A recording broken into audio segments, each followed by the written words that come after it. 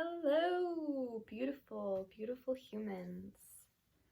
I am Bevan, and today I want to talk about something deep and vulnerable.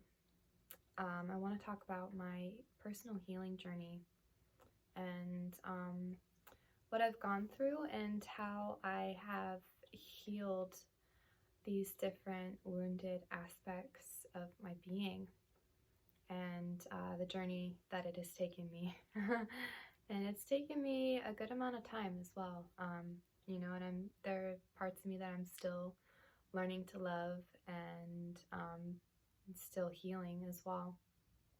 But as I step into my role as a healer, as a guide, as a helper for other human beings, I really want to share my story.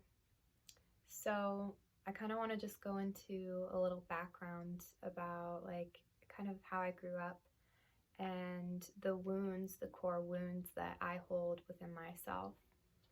So I grew up with two other siblings and my parents. My parents have stayed married, and it was really just us growing up. Our relatives lived far away, so it was just the five of us. We moved quite a few times, a good amount of times. My life has been split up between living in Minnesota, Colorado, and now here in Michigan. At the time, as a child, I didn't know how deeply that actually affected me, uprooting and moving to new places at pivotal times in my development as a child and as a teenager. So that's something. Also, I grew up in a dysfunctional family dynamic for sure. There was lots of fighting, lots of drama, lots of screaming, lots of just like hurting each other and not knowing how to cope with our emotions and how to deal with them in a healthy way, but really just getting angry at each other and yelling at each other and, hurting each other. I grew up with my parents not loving each other, not really, and having a unhealthy, dysfunctional relationship. And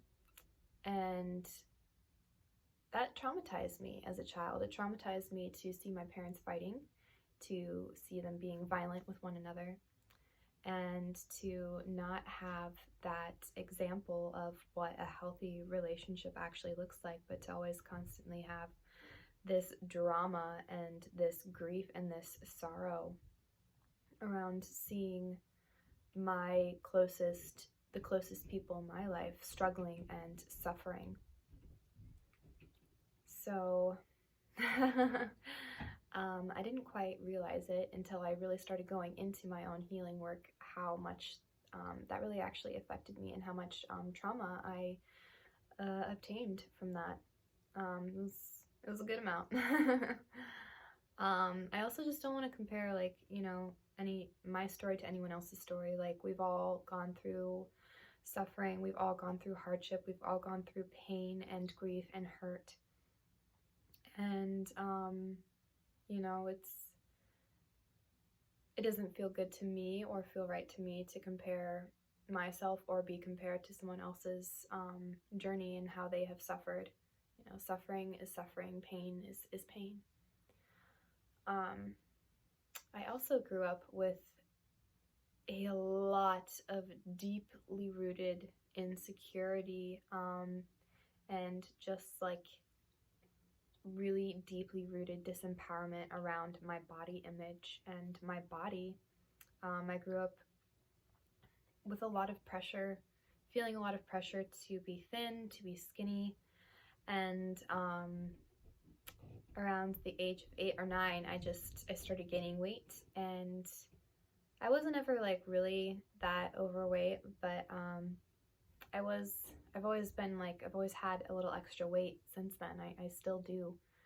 And that has been something that weighed on me terribly as a child, as an adolescent, a teenager, and a young adult. Especially with, I grew up with a mother who has never believed herself to be beautiful, who every time she looks in the mirror, she has to complain about something, about her body in some way, who hates taking pictures, who can never tell herself that she's beautiful. And growing up with that, I really took a lot of that on myself. And I really grew up and started believing that I wasn't beautiful and feeling that I wasn't beautiful. I started feeling so terribly icky and yucky and disgusted with my body and the stretch marks that I have on my thighs and my waist and other places.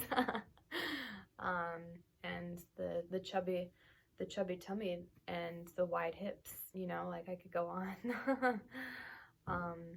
All these things, like I was super insecure about, to the point where like I had to wear shorts when I was at a swimming pool or at the beach. I was so ashamed of my stretch marks, I didn't want to show them at all. So yeah, that played a big role, and it's still something I'm really learning to love and work through, of like reclaiming my worthiness, and seeing the beauty that I am, not just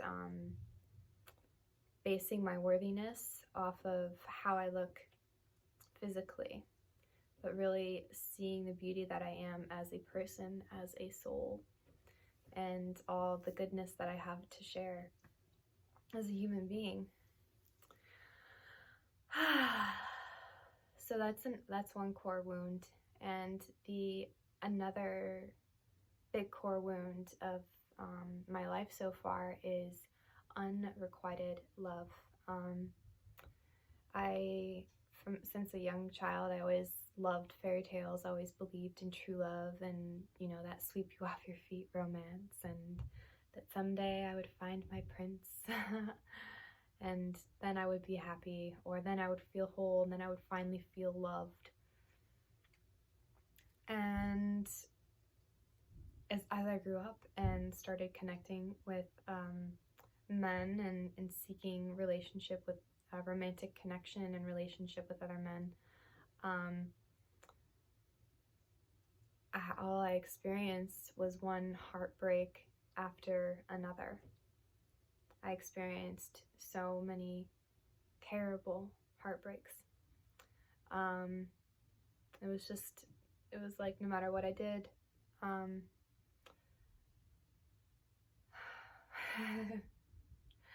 the men that I attracted into my life never really actually wanted to be with me. I thought they did, and I opened my heart, my body, my being to these other men, and only to find out later down the road that they didn't actually want to be with me, and they didn't actually love me like I thought they did, and they were really only in it for the physical experience. So that's been quite a pattern to heal from, to have opened my heart and my being to so many different people, to be rejected so many different times, to not have the love that I feel for another be returned and reciprocated. It's taken a lot of deep forgiveness of those men that have hurt me, that have not treated me right, that have more used me for their own personal pleasures. And yeah. To this day, I'm still single, and I have not found someone that would actually be a partner in my life,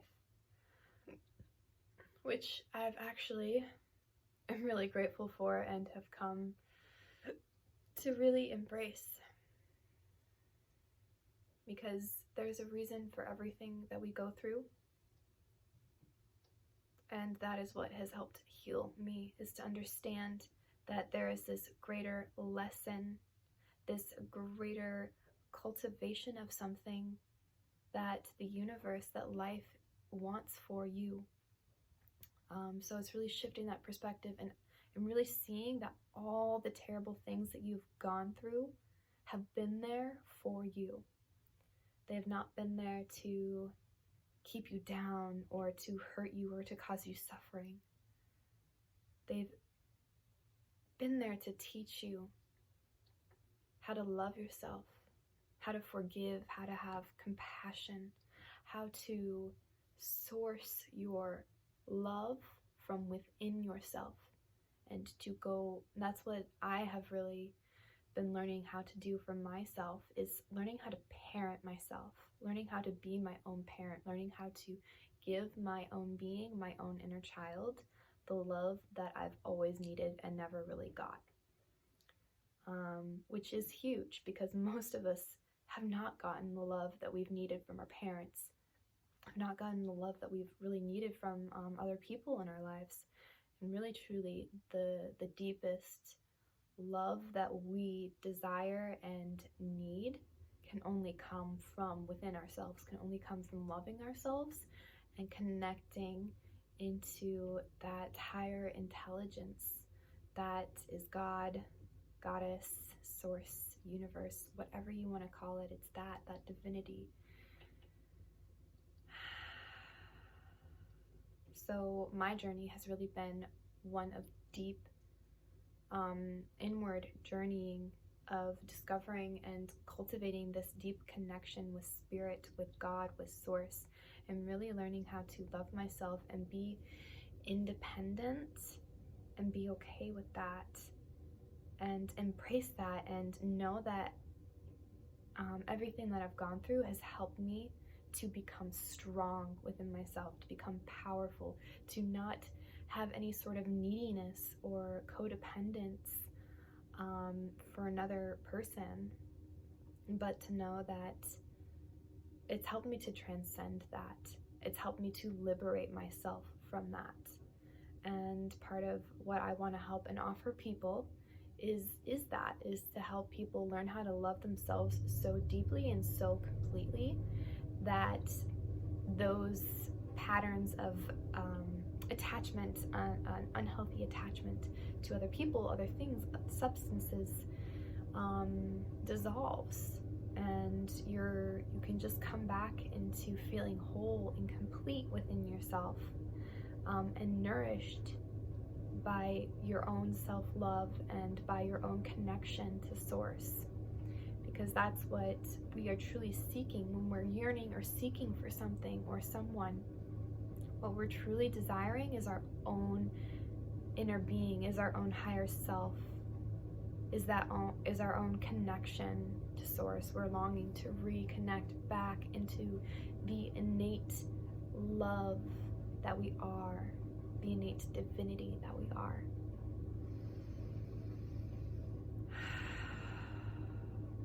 So as a way to cope with my emotions, from a young age, I also developed a eating disorder. I didn't really realize it was an eating disorder until about a year ago, but I've had a binge eating disorder most of my life, since around the age of 9 or 10. And my relationship with food I'm still healing that. I'm still learning how to let go of my addictions to food.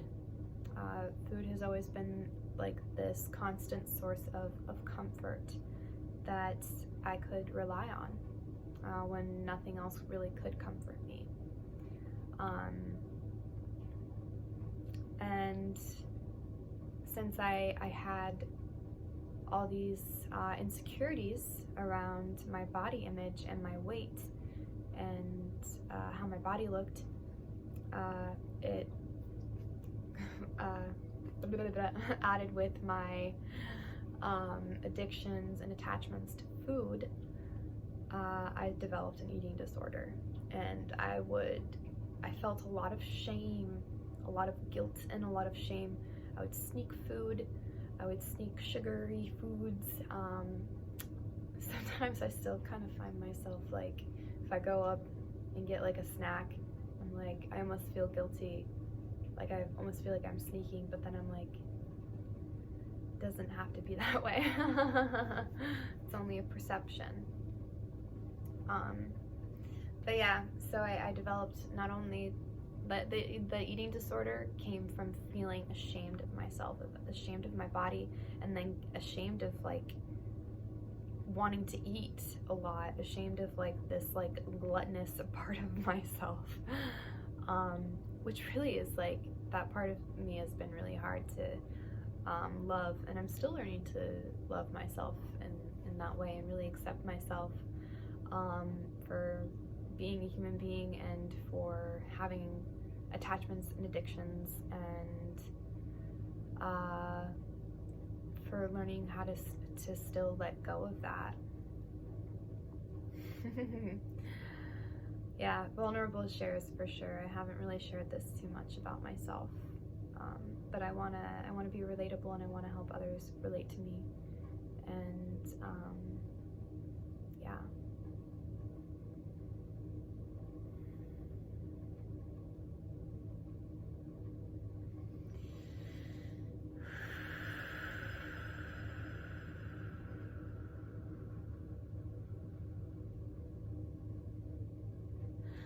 I've always been very sensitive, very sensitive.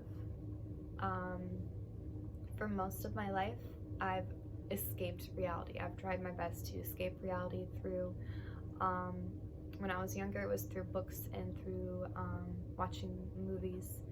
And as I grew into a teenager, that turned to drugs, and I, like many people, developed a addiction to mama ganja, marijuana, and I was a stoner for about 6 years of my life. I smoked almost every single day, and even though I knew it was unhealthy for me, I felt trapped in it and I felt dependent on it, and it took a lot for me to break free from that, and I'm actually still letting go of that.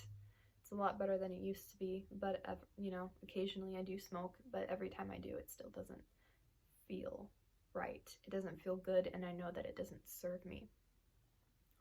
Because really, essentially, like, when you are dependent on something else outside of you, you are giving your power away, because you're asking that thing outside of you to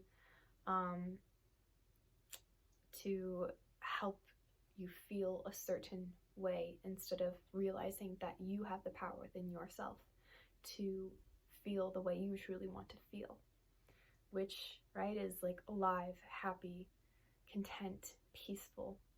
These are all things that you cultivate within yourself, and that when you rely on a substance or a person or something else outside of you to do for you, then you're giving your power away. You're forgetting that you are the power, and that you have the capability of creating a state of being within yourself that you want. You have that power. Going back to sensitivity, underneath all my fear, after traveling deeply within myself and really asking myself, what is the root of my fear? What really came up was that this world feels overwhelming to me.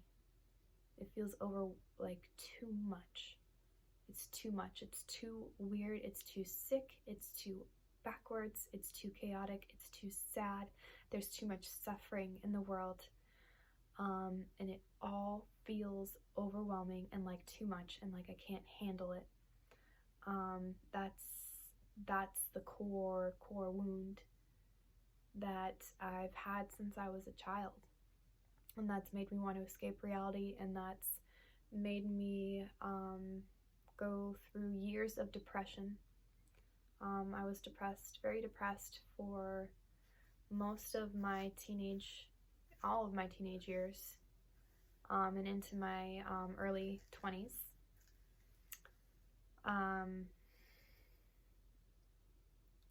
And it's made me feel, I've had many days where I've seriously contemplated and considered committing suicide and just leaving this world, because I literally could not stand it anymore. It was too much for me. But every single time I really seriously went there, something always told me that this too shall pass, and that my life is too valuable and sacred to do that. But I really had to choose. I had to choose to either do my best to be here or to not be here at all, because this halfway kind of being here, kind of not being here was causing me a lot of suffering. So I had to fully choose to engage with life, to do my best to love myself, to heal myself, to be present in my body and in my being, to show up every day, taking care of myself and doing my best, going after my dreams,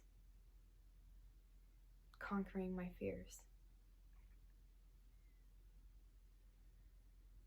I know what it's like to feel so down that you just want to die. I know what it's like to feel so terrible and icky inside that you just want to leave and die and take your own life. I know what it's like to be depressed for years on end, to feel so bleak, and to feel so disconnected from everything and everyone. I know what it's like to feel like no one loves you, and to feel so incredibly alone. I've been companions with loneliness for a long time. And it was only in embracing these aching feelings of loneliness, of surrendering into those feelings and allowing myself to really just fully feel them and let them wash through me and flow through me, that a gift was born from that, of embracing my aloneness and dissolving the illusion of separateness, but feeling my connection to everything and everyone. And knowing that none of us are ever truly alone. We are all connected and we are all one. So, that was a lot. And if you're still watching, thank you. Thank you for sharing my journey with me. Thank you for listening and receiving. And I'm going to go forward to continue to heal and to love myself and to integrate and to dissolve what is not true, but to walk the beauty way, the way of love, the way of compassion, the way of the heart. All right, thank you so much. Namaste.